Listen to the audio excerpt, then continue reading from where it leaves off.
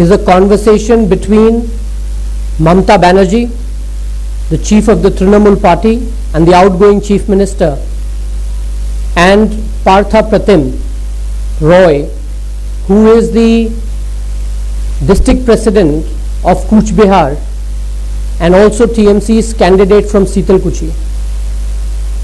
As you just heard the clip, you would have noticed that Mamata Banerjee wants to take out a procession with dead bodies of those who she thought were her party workers and had been killed because they were trying to capture booth number 126.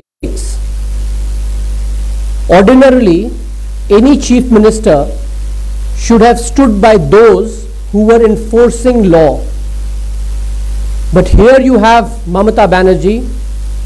She wants to take out a procession, and mind that word, she wants to take out a procession of dead bodies so that she can use them for political gains.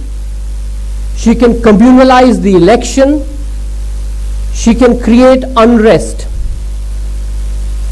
This is the criminal mindset of the chief minister who was at the helm of affairs of the state for 10 years. Can you imagine what it could have done to the state, to the social fabric of the state, had she actually succeeded in taking out this procession? Naturally, her entire campaign around what happened in Sitalkuchi is about minority appeasement, and this could have been devastating. She further goes on to say that she will act against CRPF men. She perhaps meant the central paramilitary forces who have been deployed by the Election Commission here to ensure free and fair polls. Instead of recognizing the work that they have done in ensuring that people in Bengal can vote freely, she is looking to target them.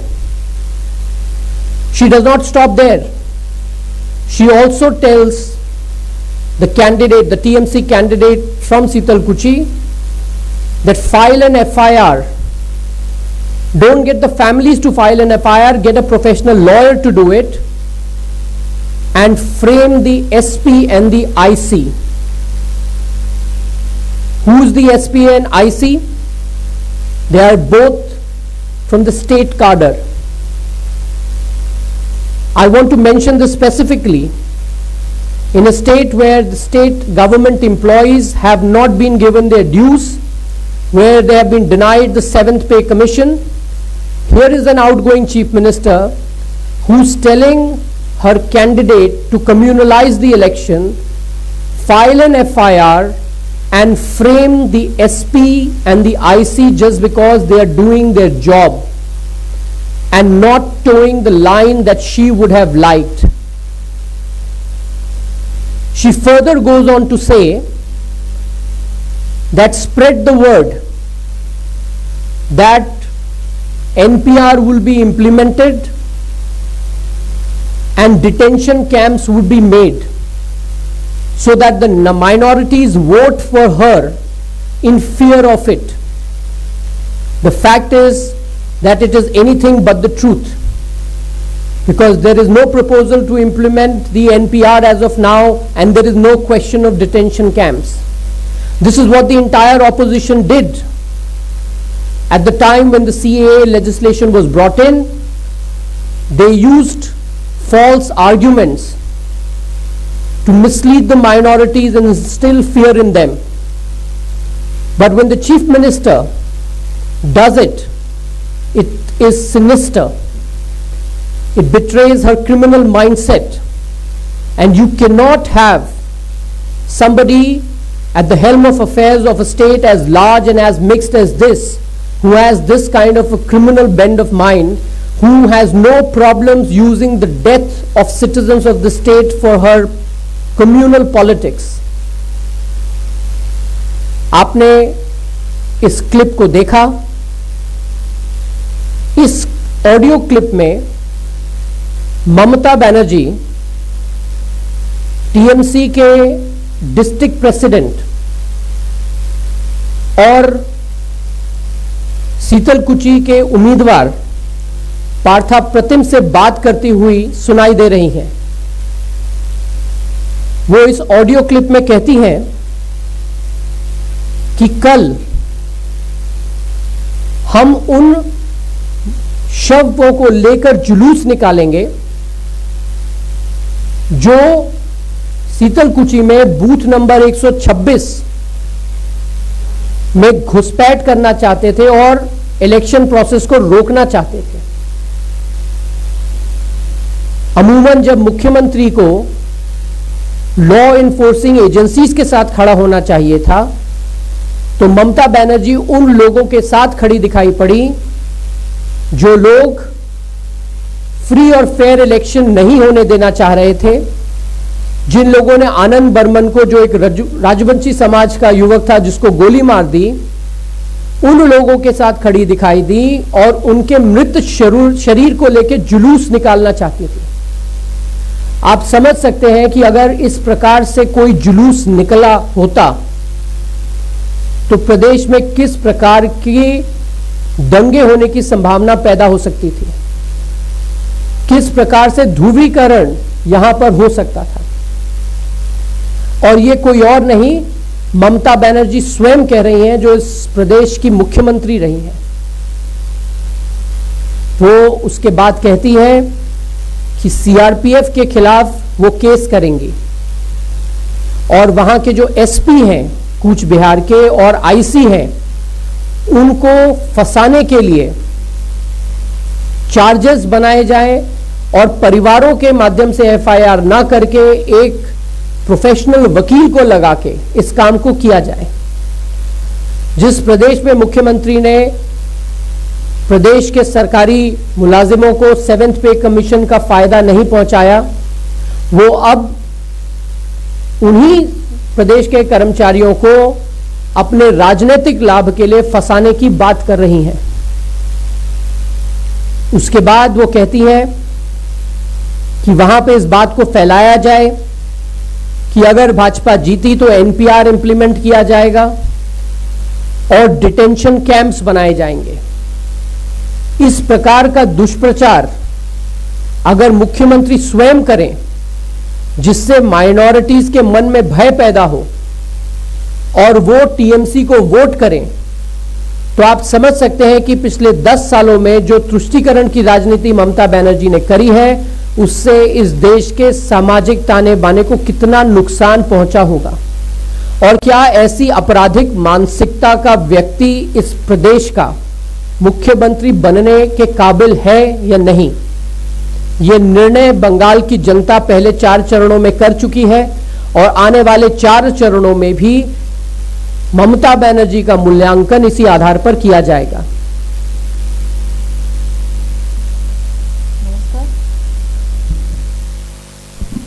সবাই শুনলেন audio clip, সবাই শুনেছেন। বাংলায়, পরিষ্কার বাংলায় সবাই বলেছেন। অমিত জি আপনাদেরকে ইংলিশে এবং হিন্দিতে বলেছেন, আমি বাংলায় যেটা আছে সেটা বলছি। আমরা দেখেছি যে এই নির্বাচনে মমতা ব্যানার্জি মানুষের উপর আস্থা হারিয়ে ফেলেছেন এবং সেই জন্য নানাভাবে অডিও ক্লিপ আমরা দেখেছি। মমতা ব্যানার্জির কাছে খুব প্রিয়, উনি মৃত মানুষ বেশি পছন্দ করেন এমনি মানুষের থেকে, যারা জীবিত মানুষের থেকে। জীবিত মানুষের থেকে মৃত মানুষকে নিয়ে রাজনীতিটা উনি খুব ভালো বোঝেন এবং তা আমরা আগে দেখেছি। তাপসী মালিককে দেখেছি, অনেক রিজওয়ানুর অনেক জিনিস আমরা দেখেছি, হিস্ট্রি আছে। এবং এবারেও উনি বুঝতে পেরেছেন যে জেতা এবারে সম্ভব নয়, কারণ মানুষের ওপর থেকে উনি নিজেই বিশ্বাস হারিয়ে ফেলেছেন, মানুষের ওপর আর ডিপেন্ড করছেন না। সেই জন্য লাশের রাজনীতির ওপর ভরসা করতে চাইছেন।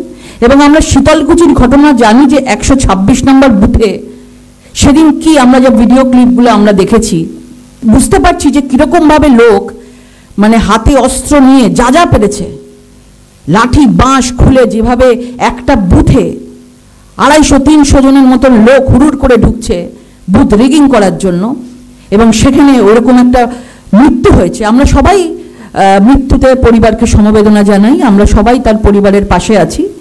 কিন্তু এই নয় যে মমতা ব্যানার্জি আজকে কুচবিহারের যে প্রেসিডেন্ট আছেন, ডিস্ট্রিক্ট প্রেসিডেন্ট, যিনি শীতলকুচির প্রার্থী আছেন, তাকে ইনস্ট্রাকশন দিচ্ছেন যে তুমি ডেড বডিগুলোকে রেখে দাও, আমি কালকে গিয়ে বড় করে র্যালি করব, ডেড বডির উৎসব করব, কারণ উৎসবটা উনি করেই থাকেন ডেড বডির, এবং আরো বড় করে করব যাতে দাঙ্গা বাঁধানোটা অনেক সুবিধা হয়। কারণ আমরা দেখেছি যে কারা মারা গেছে, এবং তুষ্টিকরণের রাজনীতি দিয়ে তাদেরকে, তাদের মৃতদেরকেও নিয়ে, মৃতদের ডেড বডিও নিয়ে তুষ্টিকরণের মাধ্যমেই উনি আবার বাংলায় একটা এরকম দাঙ্গা বাঁধানোর চেষ্টা করছেন। এবং খারাপ লাগে যখন পরিবাররা যখন বলা হচ্ছে যে উনি নিজে ইনস্ট্রাকশন দিচ্ছেন, যদি আমার বাড়িতে কেউ মারা যায় পরিবার নিজে এফআইআর করে। আমরা সব জায়গায় দেখেছি, আমার কিছু হয়েছে তো আমি নিজে এফআইআর করব। উনি বলছেন যে না, পরিবার এফআইআর করবে না, আমরা ভালো প্রফেশনাল লয়ার দিয়ে আমরা এফআইআর করাবো।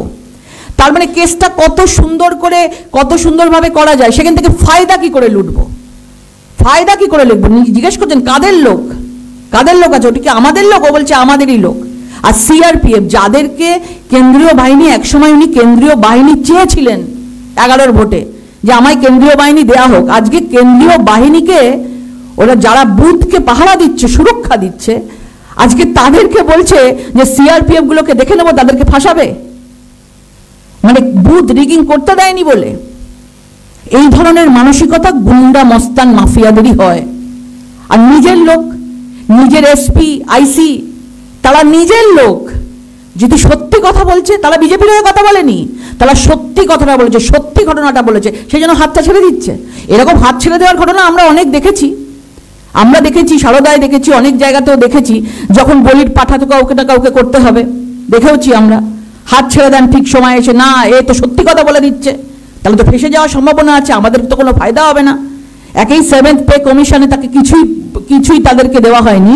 আজকে সেই সব তাদের, আমাদেরই রাজ্যকে তারা সুরক্ষা দেয়, আমাদেরই প্রশাসনের দায়িত্বে আছে, সত্যি কথা বলেছে বলে তার হাত ছেড়ে দিচ্ছে, তাকে নাকি ভালো করে ফাঁসাতে হবে, এত সুন্দর করে কেস তৈরি করে, লজ্জা লাগে দেখলে।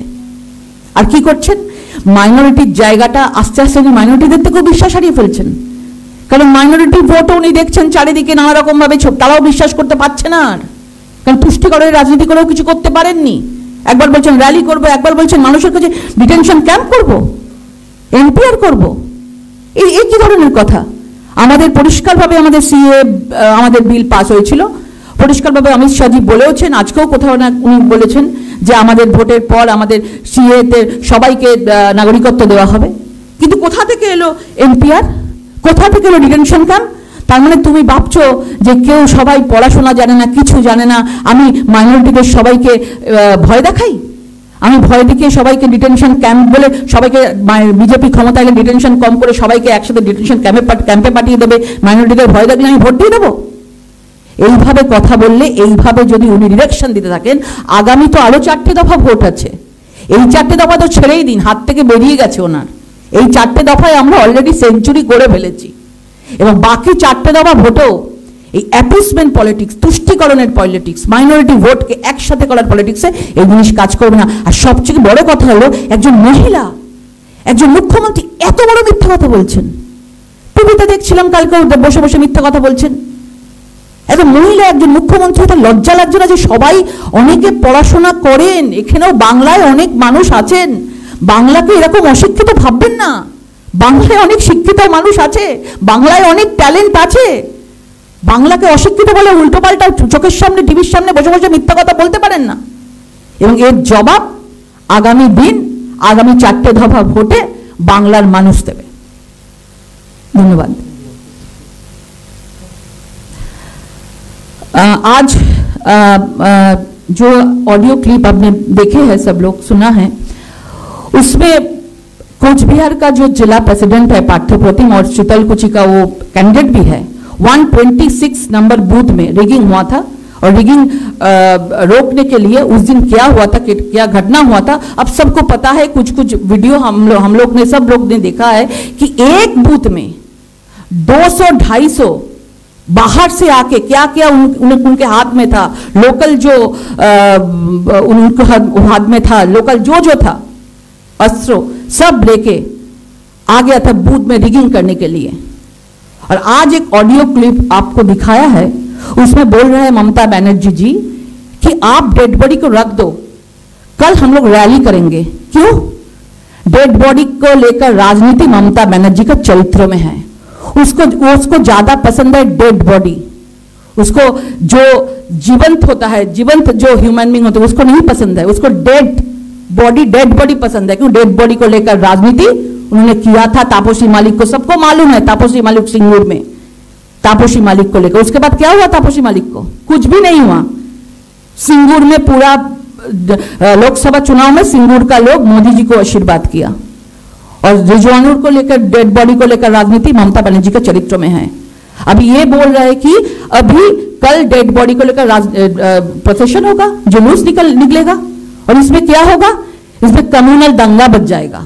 उसको तो ये चाहिए क्योंकि वोट उनको चाहिए ना, वोट बैंक चाहिए। उसका किसका परिवार में क्या हुआ है ये उसको मालूम नहीं है, उसको फर्क नहीं पड़ता है। उसको वोट चाहिए, इसके लिए जुलूस निकालेंगे, इसके लिए दंगा हो जाएगा, उसके लिए पूरा माइनॉरिटी वोट सब एक साथ हो जाएगा। अभी आप देख रहे हैं कि सीआरपीएफ के ऊपर बोल रहे हैं, जो सीआरपीएफ केंद्रीय बाहिनी 2011 चुनाव में जो ममता बनर्जी मांगा था केंद्रीय सरकार से, सीआरपीएफ चाहिए नहीं तो वोट नहीं होगा, तो आज 2021 में वो बोल रहे हैं कि बूथ को सुरक्षा देने के लिए सीआरपीएफ आए हैं। अभी सीआरपीएफ को बोल रहे हैं सीआरपी को ऑफर केस होगा।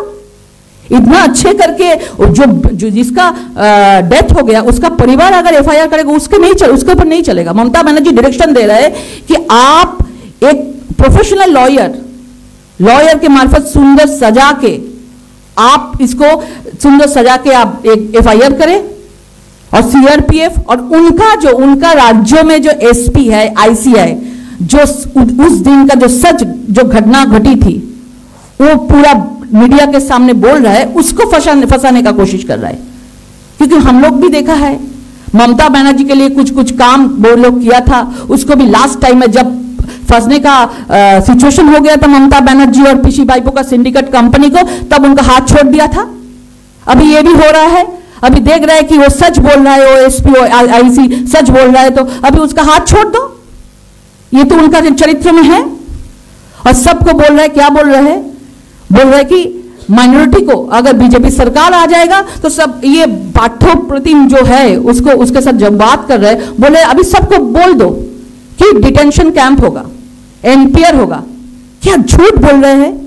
टीवी में भी ये सब झूठ बोले। एक बंगाली एक महिला मुख्यमंत्री होकर टीवी के सामने फोन में सबको झूठ बोल रहा है कि सबके सामने कंफ्यूजन खड़ा कर देते हैं, क्योंकि सब माइनॉरिटी वोट इकट्ठा होके एक साथ होके उनको वोट देंगे। 4 तो चुनाव हो गया हम लोग का, हम लोग तो सेंचुरी कर लिया है, अभी बाकी 4 चुनाव है। और ये 4 चुनाव आप देख लेंगे, जो माइनॉरिटी पॉलिटिक्स, तुष्टिकरण का पॉलिटिक्स, कम्युनल पॉलिटिक्स, दंगा बनाने का पॉलिटिक्स, ये सब ममता बनर्जी का चरित्र में है। उसको ये सब पसंद है, क्योंकि वोट तो मानो जो जनता है, जनता के ऊपर से विश्वास तो उनका चला गया है, इसलिए गुंडा मस्तान माफिया की तरफ बात कर रहा है। सामने बोल रहे हैं नहीं ऐसा कुछ नहीं होगा, सब शांति से रहो, और अंदर में फोन में बात कर रहे तुम डेड बॉडी रख दो। तो इसका जवाब और जो 4 दफा है, फेज है, जनता इसका जवाब देंगे।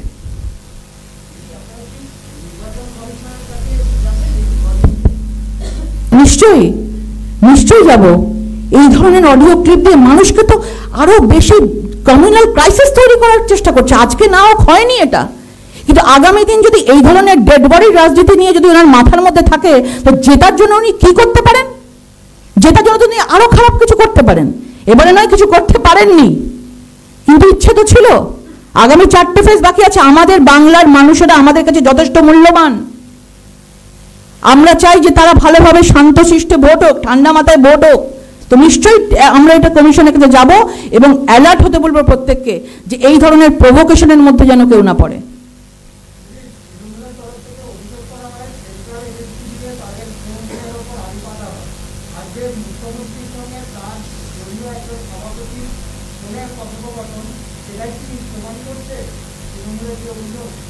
দেখ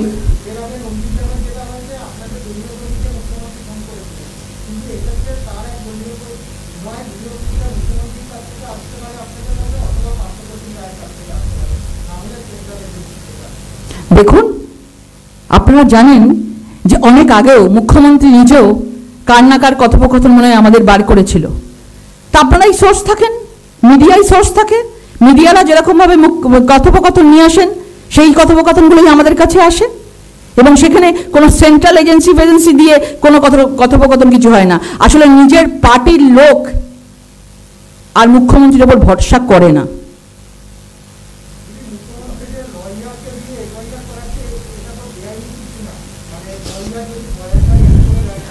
মুখ্যমন্ত্রী কেন করবে? আমায় যদি সেদিনকে গাড়ির কাজ ভেঙে থাকে তো আমি এফআইআর করব, তো আমি এফআইআরটা আমি করব। আমি চোখে কি দেখেছি সেখানে একজন লয়ার আমাকে সাহায্য নিতে পারি, আমি নিতে পারি। সেখানে মুখ্যমন্ত্রী কখনো বলবে না যে ওদের বাড়ির এফআইআর করবে না, আমি বলবো। কেন? যে ঘটনার সামনে যে ছিল, যার পরিবারের লোক ছিল, তারাই তো করা উচিত। কারণ যদি সুন্দরভাবে লয়ারকে দিয়ে সুন্দরভাবে সাজাবো, সিআরপিএফদের ফাঁসাবো, আমার যাকে যাকে পছন্দ না, যারা যারা সত্যিকারের কথা বলেছে তাদেরকে ফাঁসাবো, এটাই তো তাহলে তিনি করতে চাইছেন। এটা কেন হবে ভাই?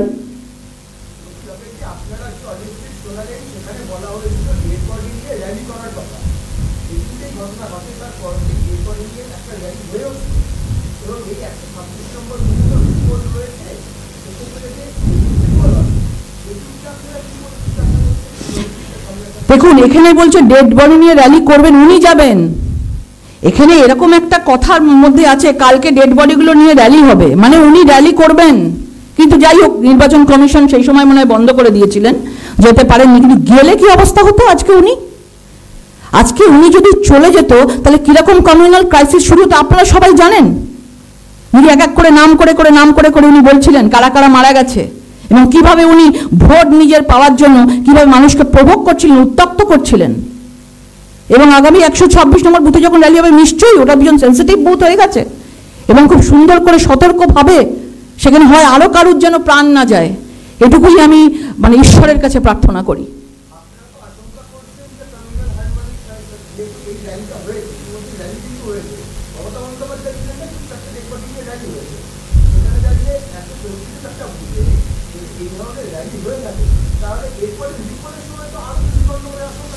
সেই জন্য তো আমরা আগে থেকে নির্বাচন কমিশনকে বলবো প্রিকশন নিতে, যে ভালোভাবে যেন অ্যালার্ট থাকে, তারা সতর্ক থাকে। কারণ আমরা চাই না সিআরপিএফরা বুথকে সুরক্ষা দেওয়ার দায়িত্বে আছে, পুরো বাংলায় থাকে, সারা দেশে থাকে। কিন্তু সেই সিআরপিএফদের যেভাবে তিনি প্রভোগ করেছিলেন যে সিআরপিএফদের ঘিরে ধরো, আর ঘিরে ধরার ফল কি হলো? আজকে মমতা ব্যানার্জি যেভাবে সবাইকে উত্তপ্ত করেছিলেন যে সবাই সিআরপিএফকে ঘিরে ধরতে গিয়ে এমন ঘিরে তারা ধরলো যে বুথকে আমরা দখল করতে হবে, সিআরপিএফকে আটকাও, আমাদের বুথ রিগিং করতে হবে, কেউ যাতে ভোট দিতে না পারে। আপনারা দেখেছেন অফিসার, প্রিসাইডিং অফিসারও যেরকমভাবে বলছিলেন, বিবরণ দিয়েছে। তো আমরা চাই যে খুব সুন্দরভাবে আগামী যখন 126 নম্বর বুথে যখন ইলেকশন হবে তখন যেন সেটা সুন্দরভাবে খুব সতর্কভাবে হয়, এটাই চাইব।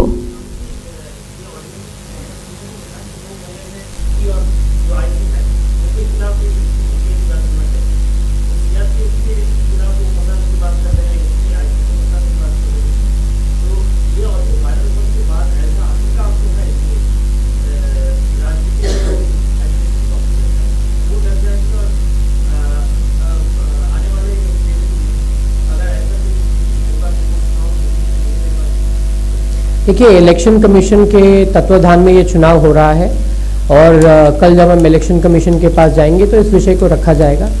और जहाँ तक प्रदेश के अधिकारियों का सवाल है, उनको ये समझना चाहिए कि ममता बनर्जी किसी की सगी नहीं है।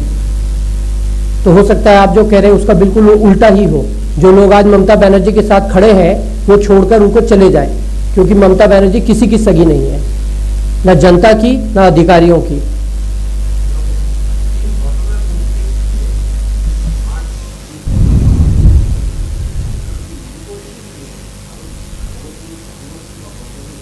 আমাদের তো মনে হচ্ছে, কারণ যে সেদিনকে যে ঘটনাটা ঘটেছিল সেটা তো আর কোনো হঠাৎ করেই এরকম একটা ইনসিডেন্ট ঘটে গেছিল, কেউ তো আমরা এক্সপেক্ট করিনি যে গণতন্ত্রের উৎসবে কিভাবে যেভাবে সিআরপিএফরা বুথকে সুন্দর করে সুরক্ষা দিচ্ছিল, মানুষ যেভাবে ভোট দিতে আসছিল গণতন্ত্রের উৎসবে, সেটা একটা বিভৎস জায়গায় গিয়ে দাঁড়াবে।